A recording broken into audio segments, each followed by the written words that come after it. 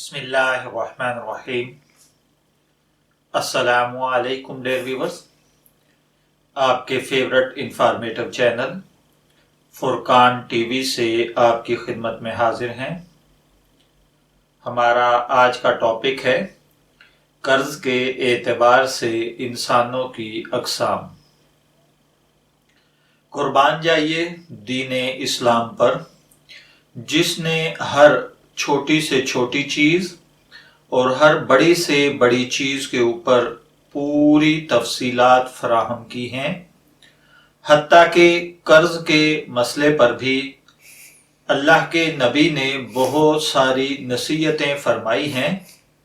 इसी तरीके से कर्ज के एतबार से भी इंसानों की अक़साम जनाबे नबी अकरम सल्लल्लाहु अलैहि वसल्लम की ज़बान मुबारक से बयान फरमाई गई हैं। आप सल्लल्लाहु अलैहि वसल्लम का फरमान है कि कर्ज के एतबार से इंसानों की चार अक़साम हैं। नंबर एक, कुछ लोग कर्ज अदा करने में अच्छे होते हैं लेकिन कर्ज वसूल करने में सख्ती करते हैं। ये लोग नाकाबिले तारीफ हैं, नाकाबिले मुज़म्मत। कुछ लोग दूसरे नंबर पर हैं कि कुछ लोग कर्ज अदा करने में टाल मटोल करते हैं लेकिन कर्ज वसूल करने में नरमी बरतते हैं। ये भी नाकाबिले तारीफ हैं और नाकाबिले मुज़म्मत। तीसरे नंबर पर तुम में बेहतरीन वो लोग हैं जो कर्ज अदा करने में भी अच्छे हों और कर्ज वसूल करने में भी अच्छे हों। और चौथे नंबर पर, और तुम में बदतरीन वो लोग हैं जो ना कर्ज अदा करने में अच्छे हैं ना वसूल करने में अच्छे हैं। यह हदीस मशकात शरीफ के सफ़ा 438 पर दर्ज है।